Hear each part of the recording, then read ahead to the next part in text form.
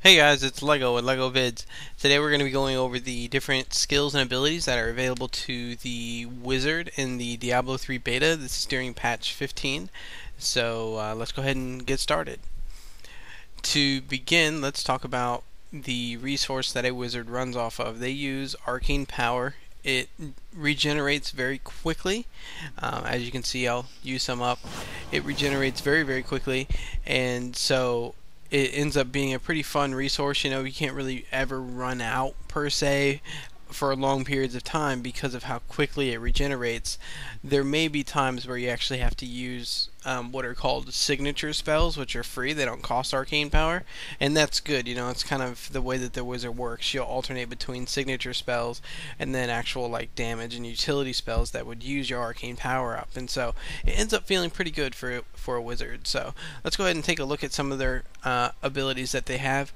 I've broken these down into 4 categories. These aren't like the categories that Blizzard uses, but it's just kind of how I've broken them down.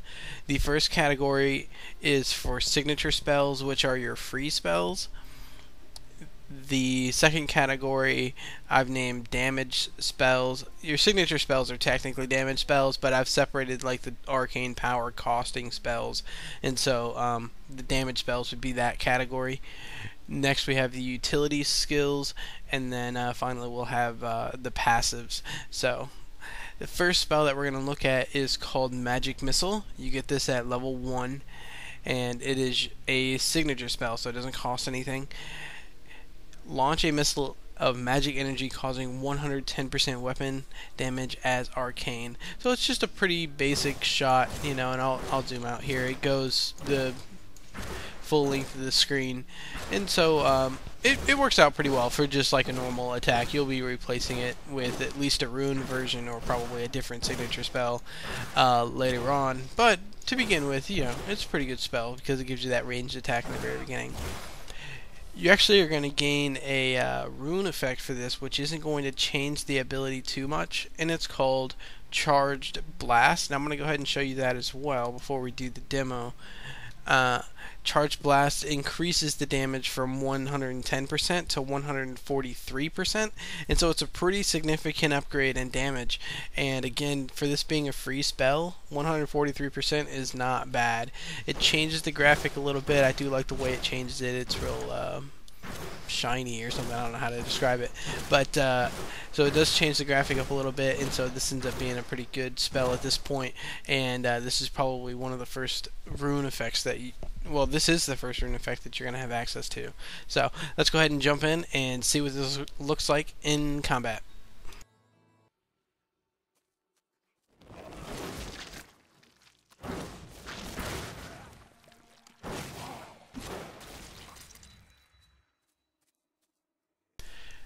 Next up, we have another rune effect for the magic missile ability, and this rune is called Split. You gain access to this at level 13, and it changes the ability so it fires 3 missiles that each deal 50% weapon damage as arcane. And so instead of the 110 or the 143 that you had before, you would have 3 missiles and it would be 50% each. I was kind of torn on this at first, and I'm still not completely sure how much I like it. But one neat thing about this is if you stand close enough to your target, you can actually get all 3 missiles to hit the same target. So at that point, you're kind of at 150% weapon damage. I'm kind of torn on this because I'm not sure how much of a purpose it serves, because you have some other signature abilities that are truly AoE centric signature abilities, and so splitting this up and dropping the damage to 50% per missile seems like a pretty severe loss, and so I'm not sure that I'll be using this too much in game, just because of the drastic damage decrease. I mean, 50% per missile is pretty low compared to a lot of the other skills and abilities that you're going to have. So you have to try it out for yourself in game and see what you feel, but let's go ahead and see what it looks like in combat.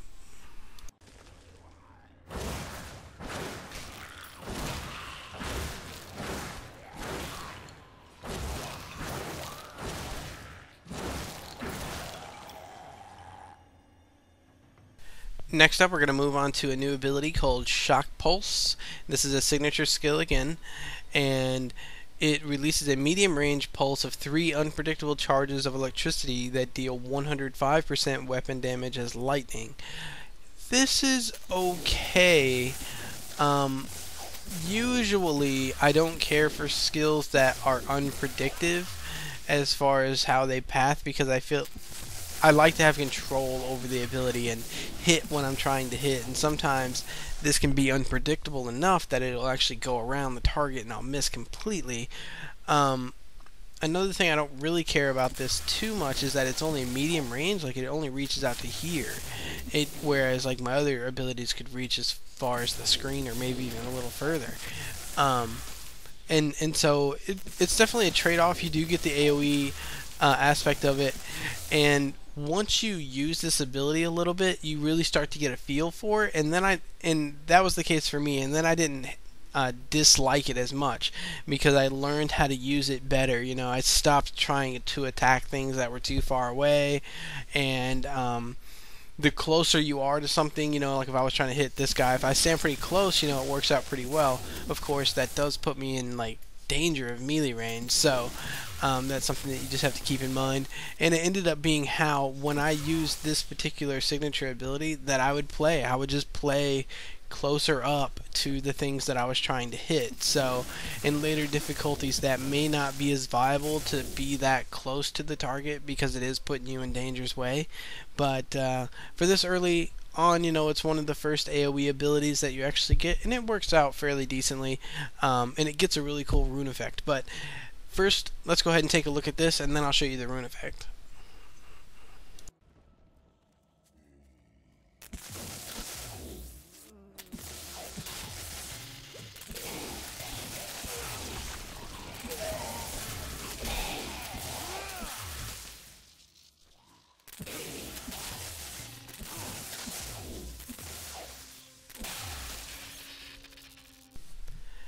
Okay, next up we have the first rune effect for Shock Pulse, and it's called Explosive Bolts. You learn Shock Pulse at level 3. You'll get the rune effect for Explosive Bolts at level 9. So Explosive Bolts is going to change Shock Pulse so that slain enemies explode, dealing 70% weapon damage as lightning to every enemy within 10 yards. This ends up making Shock Pulse a lot of fun to use in really crowded areas. So if you're actually fighting like a huge group of enemies, this makes a lot of fun, because if you kill an enemy with Shock Pulse, it explodes, and then that can just trigger like huge amounts of death everywhere. And so it's really fun to use with Explosive Bolts. It still has the same drawbacks as Shock Pulse before. It doesn't even look that different. I think this is white, and normally it's probably like a blue or something. So the graphic changes a little bit, but you'll actually see like a pretty good explosion radius when you actually kill something with it. So it is a lot of fun to use in AoE circumstances. Shock Pulse does not work very well at all for just single target, so like any kind of boss mob or something, doesn't really work well because of the randomness of it, and it doesn't reach far. But for just randomly killing like huge groups of mobs, fun ability, Explosive Bolts makes it a lot of fun. Let's check it out in combat, you'll see.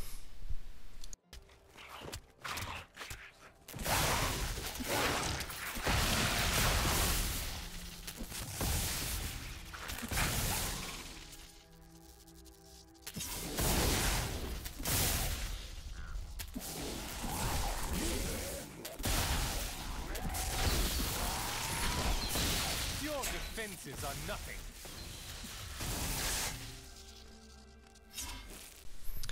Next up, we're going to move on to another signature ability, and it's called Spectral Blade. You learn Spectral Blade at level 11, and again, like all signatures abilities, it's free to cast. You summon a Spectral Blade that strikes all enemies in your path for 135% weapon damage. I was kind of unsure on this ability when I first read about it, and when I first used it, I didn't care for it too much, but it's kind of grown on me a little bit. And so, as you can see, the AoE, it is an AoE ability. Like, it hits everything in this little area that the graphic covers, and so it's okay in that aspect. You know, it is close range, which tends to be a little bit counter to what a wizard typically is. You know, but the wizard does have some abilities to support the close range. In addition to that, if you watch closely, this is actually 3 strikes. And so, like, there's more lines than that, but it's 3 strikes, and if you actually hit an enemy, you'll see 3 numbers appear above their head for the 3 strikes that it does. I don't know if that's 135% per strike, or if it's 135% spread out over those 3 strikes. I don't know which one it is, but you'll be able to see that it is 3 different strikes when we use it in combat. It ends up being an okay ability, so let's go ahead and check it out.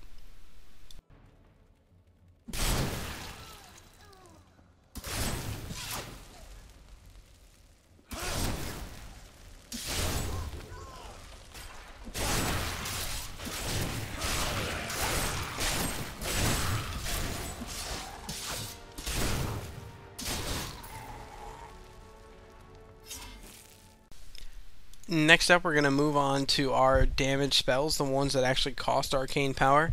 And the first one up is Ray of Frost. You learn this at level 2, so it's the second ability that you get. Costs just 20 arcane power. Project a beam of frozen ice that blasts 215% weapon damage as cold to the first enemy it hits, slowing the target's movement by 30% for 3 seconds. This is a okay ability for single target enemies. I find it doesn't really work all that well for AoE circumstances, but you have plenty of other abilities to deal with that. So for single target, it ends up working well. 250% weapon damage is not too shabby, and so I do like the graphic of it. It's a pretty strong frost beam, as you can see, but as the ability indicates, it does only work on one enemy. So like if it does hit something, it stops, you know. And so kind of like, yeah, like on Captain Runford.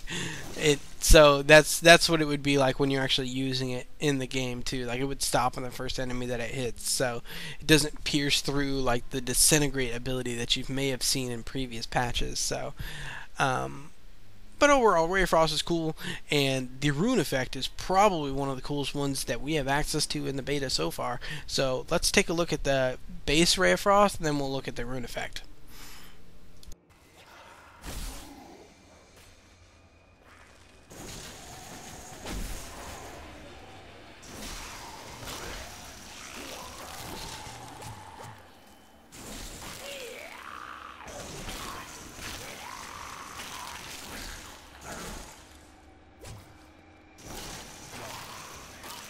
I don't have enough arcane power. Alright, next we're going to look at the rune effect for Ray of Frost, and it is called Sleet Storm. You gain access to this rune effect at level 7, and this drastically changes the way Ray of Frost works, and that's why I think it's one of the coolest runes that we have access to in the beta. It changes Ray of Frost completely, so instead of being a ray, it will create a swirling storm around you, dealing 215% weapon damage as cold to all enemies within it. And so it ends up turning Ray of Frost, which is like a single target beam, into this. And so it's actually really fun to use, and it ends up being one of your strongest AoE spells as far as close range is concerned. And so, you know, if you're looking to build a wizard that would be more close range, melee range, this version of Ray of Frost is probably something that you would be interested in using. And so again, it is a powerful ability, and I think it's a lot of fun. So let's check it out in combat.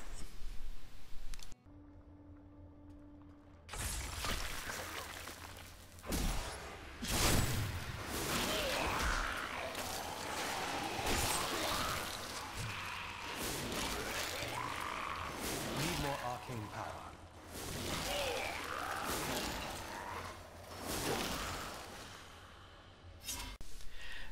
Next up, we're going to move on to another damage spell that costs arcane power. This one is called Arcane Orb. You gain access to this early on. You get it at level 5. It costs 35 arcane power. You hurl an orb of pure energy that explodes when it hits, dealing 175% weapon damage as arcane to all enemies within 10 yards. This ends up being a really strong ability. It does give you a ranged AoE effect, and so that is cool. It looks like you're kind of like throwing galaxies at people. And so it's a cool ability. You know, it does cost 35 arcane power, so it is one of your more expensive abilities, but overall it's cool. Let's go ahead and take a look at the first rune effect as well, because it only increases the damage. So look at the graphic here. The rune effect does change it up a little bit. So if we change and we put on our rune, we can see that our first rune effect is called Obliteration. You gain access to this at level 11, and it increases the damage of the explosion to deal 228% weapon damage as arcane instead of the 175. So it is a pretty significant damage increase. And as I said, it does change the effect. It changes it to red, and so it's still got that galaxy effect, but it's red instead. And so ends up, as I said, this is a strong ability. It gives you a great ranged AoE, and so I think it's a lot of fun to use. And let's go ahead and check it out in combat.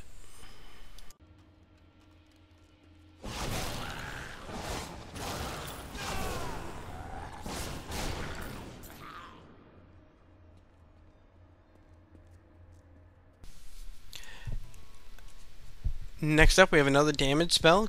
It's called Arcane Torrent. You gain access to this at level 12.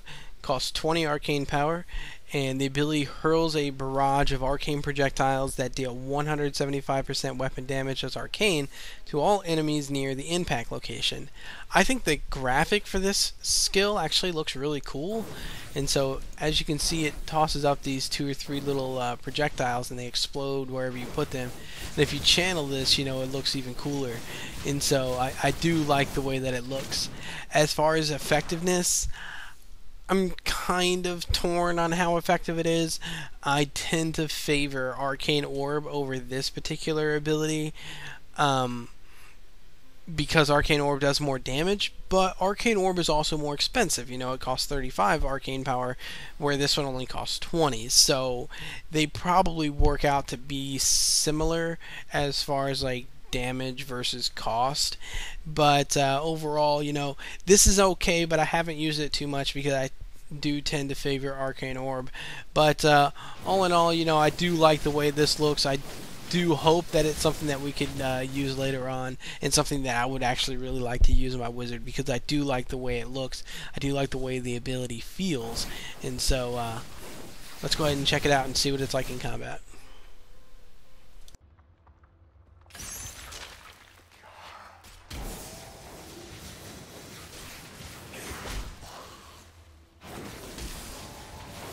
I need arcane power.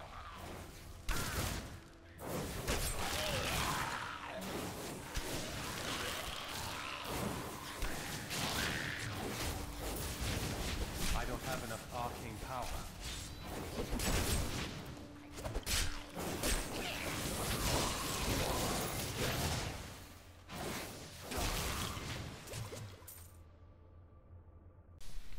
Next up, we have an ability called Energy Twister.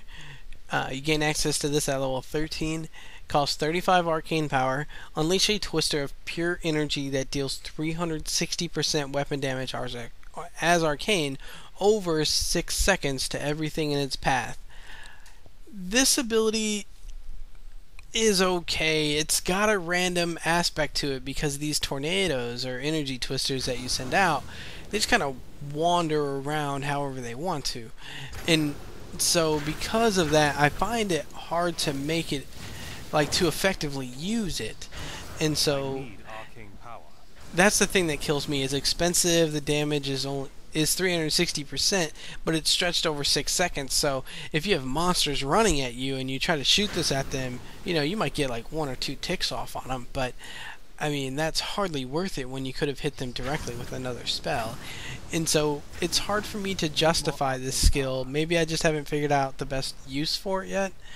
But this skill, like, I kind of have mixed feelings about it. I wish it was cool, and I wish it was like useful, but I find a hard time making it useful right now because again it's got that random aspect and I can't get it to like stay on enemies. It just passes through and they only get like 1 or 2 ticks of damage from it. So but yeah, that is Energy Twister. Let's check it out in combat and you can see.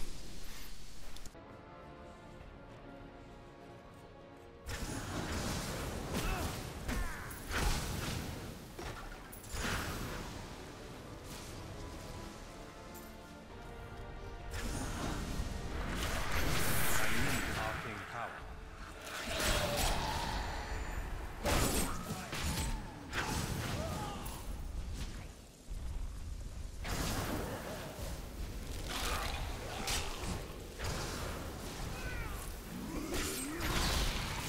I don't have enough arcane power. Next up we have an ability called Wave of Force. This kind of sits between like the damage spells and utility spells category. You gain access to this at level 9. Costs 25 arcane power with a cooldown of 15 seconds. You discharge a wave of pure force that repels projectiles and knocks back nearby enemies. This also slows the movement of enemies by 60% and deals 200% weapon damage as physical. So the reason I say it kind of sits between utility and damage spells is it does a lot of damage. 200% is pretty good, but it does have a cooldown on it, and it's kind of more like a spell to get you some breathing room, you know, to push enemies off of you, slow them down. If you have a lot of projectiles coming in from archers and things like that, you could use it there if you were really quick on your trigger finger, because you have to be able to hit it as those projectiles are in that range. But so as you can see, it's got this huge blast radius, which is really cool and makes it effective for being able to take out weaker enemies or enemies that you've weakened, and so they're within kill range because maybe you use some other AoEs and things like that. You just want to finish them off, or if you're strong enough and the enemies are just weak in general, you know, sometimes you can just use this and it'll just kill them outright. And so I do like this spell. But later on in the game, I'm not sure how effective it'll be, because I'm not sure how strong the monsters will be, and so you'll just have to see. You know, this is going to be probably more of a utility than a damage spell. The damage will probably just be like extra fluff, and you'll probably actually be using it to get enemies off of you if you're getting rushed. So, but we'll see. Let's go ahead and check it out in combat and see what it's like in the beta at this level 13, and these monsters that we fight in the beta at level 13 are fairly weak compared to us, so this ends up obliterating them, but we'll see. Let's go ahead and check it out in combat. I'll show you.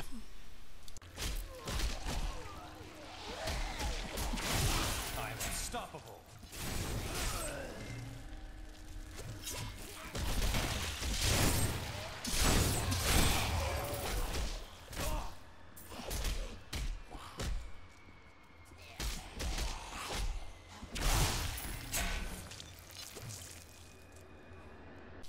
Next, we're going to move on to our utility abilities. The first one that we have is Frost Nova. It has a 12-second cooldown, does not cost anything, and it blasts nearby enemies with an explosion of ice and freezes them for 3 seconds. And so I do like this ability. This ends up being a pretty strong ability as far as survivability goes. So if you are getting rushed by a lot of guys, using Frost Nova actually freezes them solid, so they're completely stunned while they're frozen, and so it ends up being really good to help you escape, or if you just want to be able to control them so you can do damage in peace, basically. You know, it ends up being a strong ability for that, and I do like Frost Nova. I think it's a fantastic defensive that the wizard has access to. So let's go ahead and check this out and see what it's like in combat.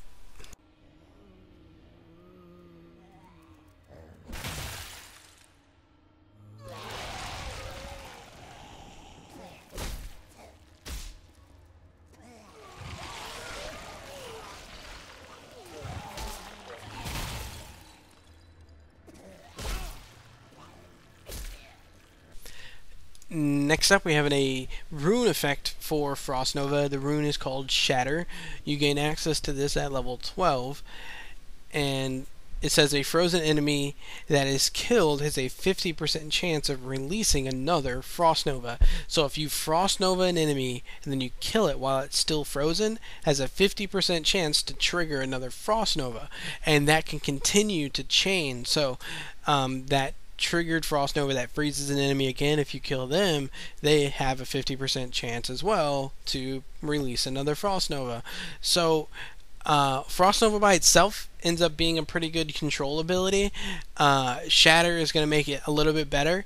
It's hard to determine how effective it'll be because, again, enemies are very weak in comparison to my character right now, and so they die very, very easily.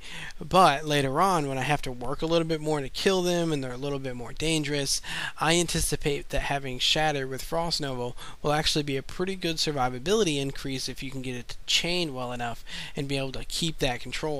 And so just think, I mean, even if you get like one extra Frost Nova off on an enemy, you know, the 3-second freeze turns into like a 5 or 6 second depending on when the second Frost Nova went out. And so then you only have like 6 seconds before you can Frost Nova again. And so it's not bad. So I think it'll end up working out pretty well. Let's go ahead and see what it's like in combat.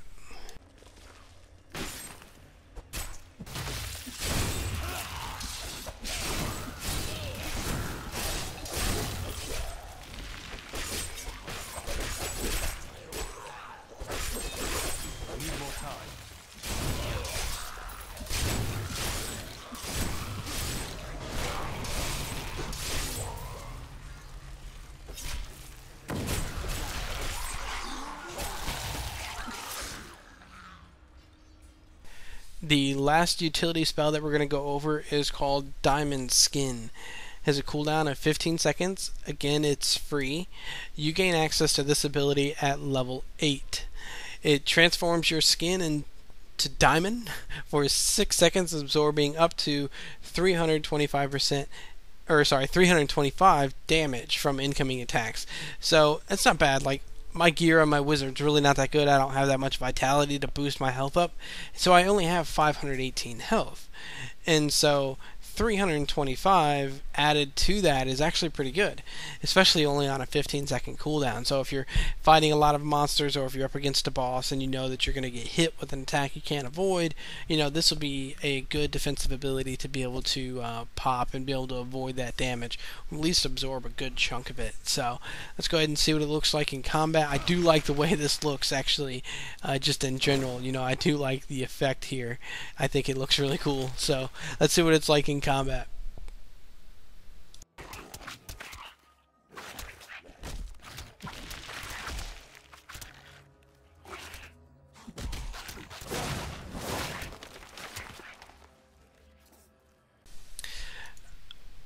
Finally, we're going to go over the 3 passives that you gain access to in the beta. And so you will gain access to Blur and Power Hungry at level 10. So Blur decreases the melee damage taken by 20%, so it's just a straight reduction. I do think it's a little unfortunate that it only applies to melee damage. Partly it's unfortunate because I would think that as a wizard, the most dangerous thing to you is typically going to be range damage, because it's a lot harder to avoid, where melee you can tend to kite them around a little bit. And so I haven't really used it. You know, there's not really much to show here. You know, it's just less damage taken, so it'd be hard to really show that. But you know, 20% damage reduction if you are running up against mobs that maybe are really fast, or you just can't manage to get out of melee, or it's just inevitable and you're dying, or you really need to reduce your damage taken. Blur will be a good way to do that. Next, we have Power Hungry. You gain 30 arcane power whenever you're healed by a health globe. I was kind of unsure on how much I would like this passive, but when I gained level 10 and I got to pick one of these passives, I wasn't really concerned about my damage taken, and so I didn't choose Blur, and I decided to go ahead and take Power Hungry instead. And this ends up being really fun, actually, to have, because as you can see, at base you only have 100 arcane power. I have some items that boosted my arcane power to 102, but by base you only have 100, and so picking up health globe gives you almost a third of your arcane power back. In addition to when you pick up a health globe, it says whenever you are healed by a health globe. So whenever anybody in your group picks up a health globe, you're healed by that globe as well. And so even if you're not the one to pick up the globe, somebody else does, you still get 30 arcane power for that. And so it ends up being a cool thing to be able to take advantage of gaining that arcane power. It's more of like a perk, like a cool perk. I never really counted it as necessary, but it is a fun little perk to have. Finally, we have Evocation. You gain access to this at level 13, and it reduces all cooldowns by 15%. Now, I don't really have a lot of cooldowns right now. You know, as you can see, I had Diamond Skin that has a 15-second cooldown. The Frost Nova had a 15-second cooldown. So if I take this, my 15-second cooldown apparently is still 15 seconds, because that's not right. It should be lower than that. Did I click something wrong? I don't know. It shouldn't be 15 seconds now. So, I mean, if it was 10% lower, I would lose at least a second and a half. So it should be down. But maybe the tooltip isn't reflected? No, because the cooldown still started. You guys are going to have to take a stopwatch and time that or something. But so maybe it's not implemented correct yet. But the passive evocation, to me, 15%, I'm just not sure it's enough for me to really be able to justify using this particular passive over some of the other ones that you'll have access to. I think they would have to bump it almost to like 25% for me to really consider it. 20% might put me borderline, but 15% for me personally, just a little bit too small of an effect, and so I'm not sure I would ever really use it. But your mileage may vary. By all means, check it out if you're interested in that, or if you're going to do a build that really focuses on using abilities that have long cooldowns. You know, this is probably going to be pretty strong for you. So with that said, that is the overview of the Wizard and the Diablo 3 beta. Again, this is patch 15. This is actually really close to the release date, and so the actual game that's released should be really close to what you're seeing here. And so overall, I think the Wizard feels pretty good. I like the big range of abilities that he has access to. You know, every ability feels pretty different from the others, and some of them are drastically different. I like some of the rune effects that are available. So overall, I think the Wizard's going to be pretty good in the actual game when it releases, and we have access to more abilities. And so I hope you guys have enjoyed the video. If there's any other Diablo 3 footage that you're interested in, or if you have any questions, just leave a comment and let me know, and I will do my best to respond to you and even potentially release a video if that's what you're requesting. So hope you guys enjoyed. Until next time.